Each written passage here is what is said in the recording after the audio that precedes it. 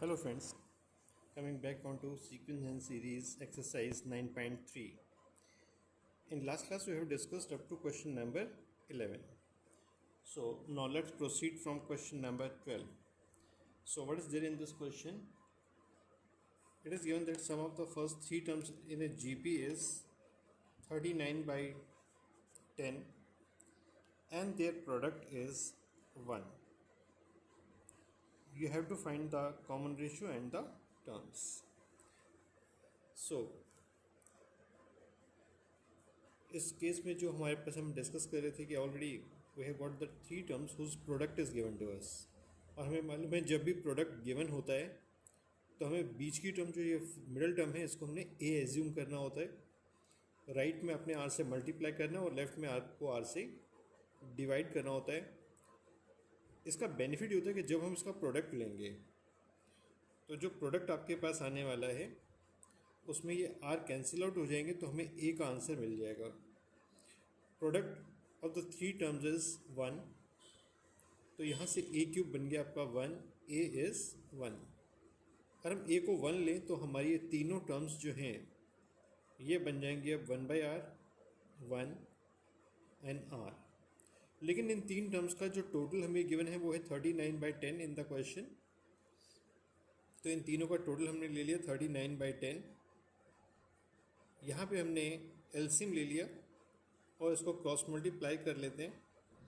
तो cross multiply करने के बाद हमारी जो इक्वेशन आ गई वो आ गई 10r² minus 29r plus 10 equal 0.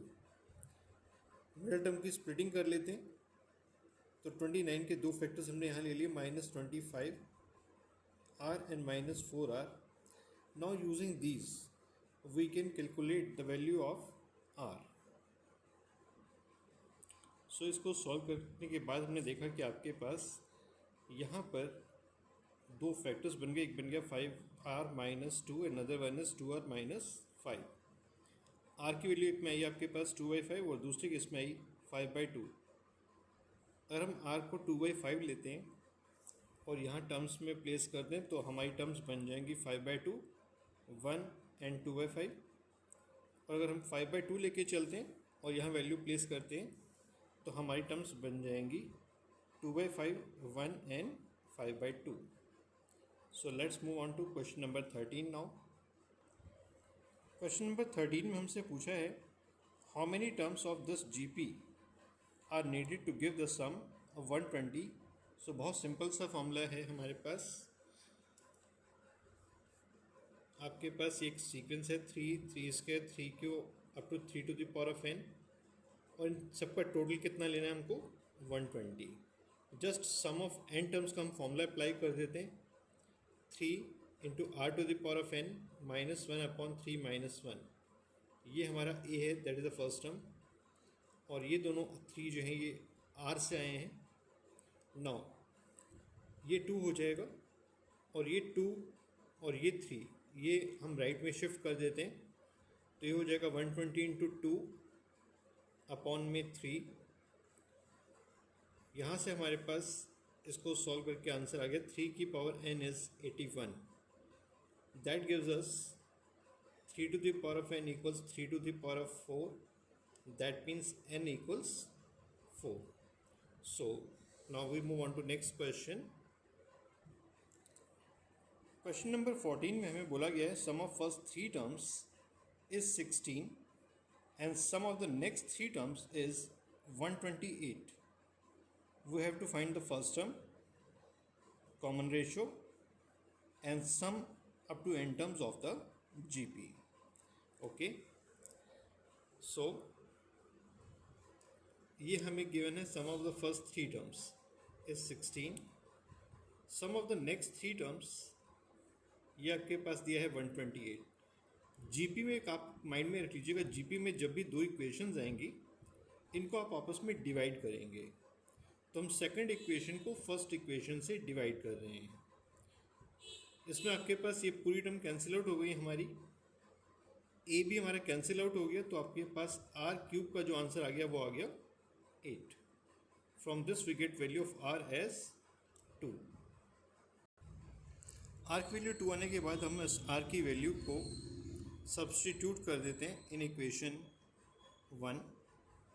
तो ये आपके पास बन जाएगा a plus 2a plus 4a equal 16। तो यहाँ से 7 एक आंसर आपके पास आ गया 16, a की वैल्यू आ गई 16/7। तो हमारे दो पार्ट्स ओवर हो गए।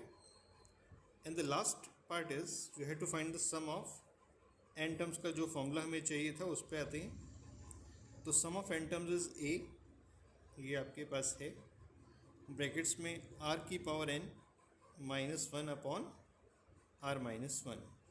ये आपका 2 ही -1 हो जाएगा। तो जस्ट 15/7 और ये ब्रैकेट्स में रहेगा 2 की पावर n -1। क्वेश्चन नंबर 15, इसमें हमें बोला गया है कि there is a GP with first term is 729, seventh term is 64 and we have to find the sum of 7 terms. Now हमारे पास जो फर्स्ट टर्म गिवन थी वो थी 729, seventh term is 64, seventh term को हम लिख सकते हैं a इंटू आर की पावर 6 विच इक्वल 64। a की वैल्यू यहाँ सब्सटीट्यूट कर देते हैं तो r की पावर 6 इक्वल 64/729, लेकिन 64 को हम लिख सकते हैं 2 की पावर 6 और 729 को 3 की power 6। If we take 6th root on both sides तो r का जो आंसर आ जाएगा वो आ जाएगा 2/3। Now sum of n terms का फॉर्मूला हमारे पास है a इंटू 1 माइनस आर की power n upon 1 minus are.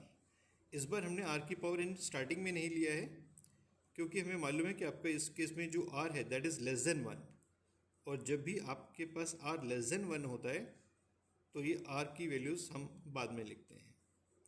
तो ये हमने वैल्यूज़ लिख दी हैं, r की वैल्यूज़ भी प्लेस कर दी हैं।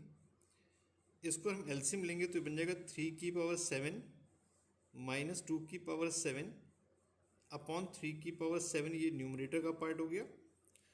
इस डिनोमिनेटर को लेके चलते हैं तो ये बन जाएगा नीचे 3 माइनस 2 अपॉन 3, ये वाला 3 ऊपर आ जाएगा, शिफ्ट हो जाएगा, ये हमारे पास आ गया। Now 3 to the power of 7 is 2187, 2 की पावर 7 इज 128, और ये आपके पास यहाँ 729 फर्स्ट टर्म हमारे पास चली रही है।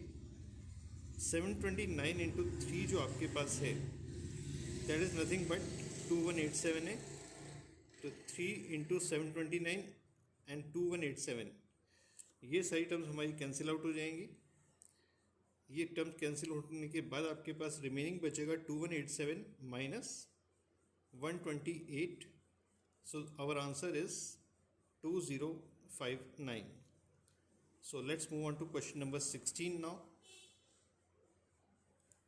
Question number 16 में हमें बोला गया find a GP for which sum of the first two terms is -4. First two terms हो गई a और AR, उनका टोटल है -4, and the fifth term is 4 times the third term. Fifth term means a into r की power 4 and that equals 4 times third term which is AR square.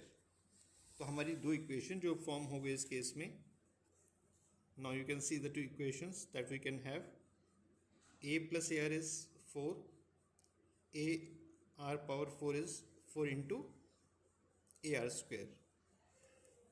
First equation को हम देखें, a common आ गया, ये बन जाएगा 1 plus are equals 4, और second equation में आपके पास a भी कैंसिल आउट हो गया, आर स्क्वेयर भी कैंसिल आउट हो जाएगा, तो आर स्क्वेयर का आंसर इस केस में 4 आ रहा है, which provides r is either +2 और -2।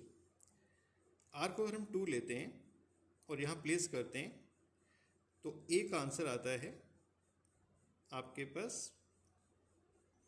4/3, this is 4।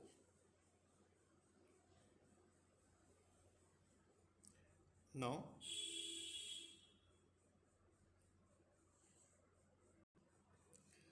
So we have seen के इस केस में आपके पास ए का जो आंसर आ गया वो आ गया -4/3, और ये हमारे पास तब है जब हम आर को कितना ले रहे हैं 2। तो इसको लेकर हम सीक्वेंस लिखते हैं, तो टर्म्स हमारी बनेंगी a which is -4/3, a into r -8/3, AR square is -16/3 and so on. In case अगर हम r को लेते हैं -2, तो इस केस में हमारा a का जो आंसर आ रहा है वो आ रहा है 4।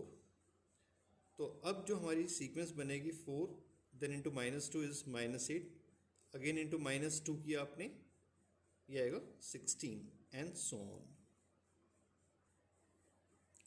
17 क्वेश्चन अपने आप में बहुत सिंपल है। वैसे इसमें बोला गया 4th टर्म, 10th टर्म और 16th टर्म जो हैं वो x, y और z हैं। That means AR3, AR9, AR15। Now we have to prove that x, y, z are in GP। So let's take this one also. तो जो हमें question में गिवन था, 4th टर्म x है, 10th term is y, 16th term is z। अगर x Y Z को हमने GP में शो करना है तो आपको ये याद होना चाहिए कि अगर 3 टर्म्स जीपी में होती हैं तो आपके पास कॉमन रेशियो निकालने के लिए होता है y/x इक्वल z/y, क्योंकि इन दोनों से हमें कॉमन रेशियो मिलेगी any term by the preceding term. तो यहाँ पे क्रॉस मल्टीप्लाई करने से हमें मिला y² इक्वल्स xz। तो हम यहाँ देखते हैं x इंटू जेड का आंसर कितना आता है।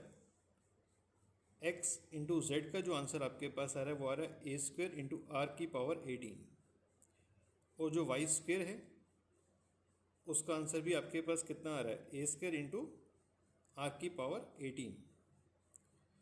तो ये दोनों क्योंकि इक्वल आ रहे हैं, so we can say y² equals xz। और अगर ऐसा है तो ये तीनों टर्म्स जो हैं ये किस में होंगी, जीपी में। 18th क्वेश्चन बहुत ही इंपॉर्टेंट क्वेश्चन है और ये एग्ज़ाम में ज़रूर आएगा, ये माइंड में रख लीजिएगा। यहाँ हमें सम निकालना है, sum of that sequence 8, 88, 888 then and so on. यहाँ पे 7 भी हो सकता है, कई बार 5 भी हो सकता है, 555, 555 एंड सो ऑन। तो इसको करने के कुछ फिक्स स्टेप्स हैं एंड वो आपको माइंड में रखने होंगे। You must keep them in mind. So let's start this question. तो इस क्वेश्चन में हम अगर देखते हैं तो फर्स्ट स्टेप आपके पास है कि आपको ये जो 8 है ये कॉमन लेना है। 8 हमने कॉमन ले लिया। यहाँ की जो टर्म्स हैं इन सब में अब 1, 11, 111 आ रहा है। इन सबको हमने यहाँ पे 9, 99 बनाना है। तो हमने यहाँ पे 9 से अंदर मल्टीप्लाई किया और बाहर आपको 9 से डिवाइड करना है। इसका बेनिफिट ये हुआ कि इस 9 को हम लिख सकते हैं 10 - 1, 99 को हम लिख सकते हैं 100 - 1, 999 को 1000 - 1 एंड सो ऑन। सो ये हमारे पास अप टू n टर्म्स हमने लिख लिया। 10, 100, 1000 इनको हमने अलग ले लिया, they are going to form n terms. और ये जो 1 आपके पास है this will appear also n times. ये आपके पास एक जीपी बन गई जिसकी फर्स्ट टर्म भी 10 है और कॉमन रेशो भी 10 है। तो फॉर्मूला होता है a 10 हो गया, r की पावर n, तो वो कॉमन रेशो हम 10 बोल रहे थे, तो 10 की पावर n -1 अपॉन r -1, तो 10 - 1। ये वाला n यहाँ पे आ गया आपके पास। ये चीज़ सॉल्व होकर नीचे 9 आ जाएगी, ऊपर इनको मल्टीप्लाई कर देते हैं तो 10 की पावर n + 1 -10, और यहाँ अगर एलसीएम लेते हैं तो ये -9n हो गया। ये 9 हम बाहर ले लेते हैं, तो इसको बाहर लेने के बाद आपके पास जो आंसर आ गया वो आ गया 8/81, 10 to the power of n + 1 -9n। इसको पहले शिफ्ट कर लिए, 10 को बाद में। So solve up to these questions. Next question will take up in the next class.